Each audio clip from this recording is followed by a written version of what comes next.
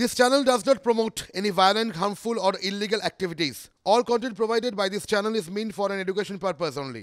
এই মুহূর্তে আমাদের সঙ্গে রয়েছেন বাইরে থেকে আলোচনায় সায়নী ঘোষ, যাদবপুরের তৃণমূল কংগ্রেস প্রার্থী। সায়নী, স্বাগত। শুভজিৎ রয়েছে। সায়নী, আগে যখন নামটা ডিক্লেয়ার হলো তখন ঠিক রিয়াকশনটা কি ছিল সেটা যদি একটু শেয়ার করেন।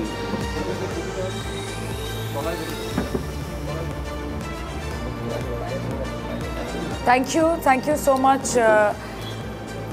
প্রচণ্ড এক্সাইটেড এবং অবশ্যই যাদবপুর একটা অত্যন্ত প্রেস্টিজিয়াস সিট, তো সেটার একটা অন্যরকম এক্সাইটমেন্টও থাকে। মমতা বন্দ্যোপাধ্যায় নিজে এমপি হিসেবে জিতেছিলেন এখান থেকে, যাদবপুরের মানুষ আশীর্বাদ করেছিলেন, আশা করছি সমর্থন পাবো মানুষের।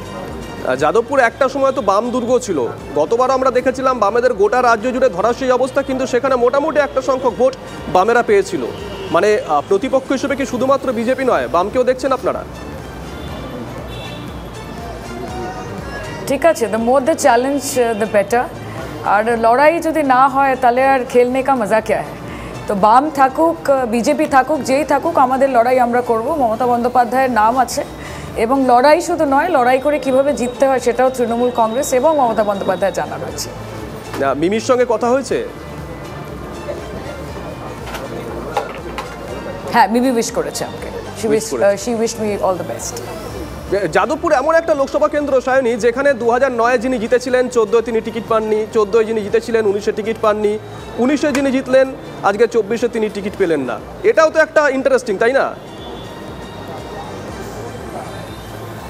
এটা একটা প্যাটার্ন, কিন্তু এবার সেই প্যাটার্নটা ব্রেক হয়ে যাবে। এবার যাদবপুর যাকে পাবে তাকেই পাবে পরপর।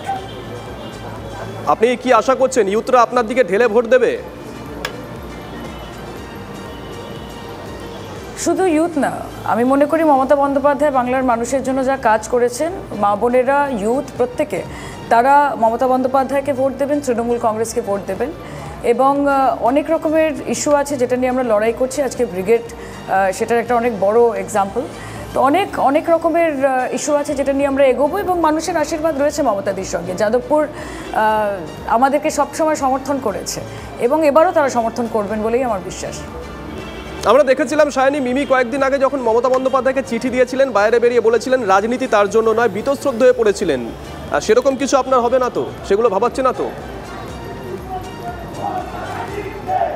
দেখুন, আমি বিগত 2.5 বছর ধরে তৃণমূল কংগ্রেসে রয়েছি and I think I made it very clear that I am not an arm chair politician.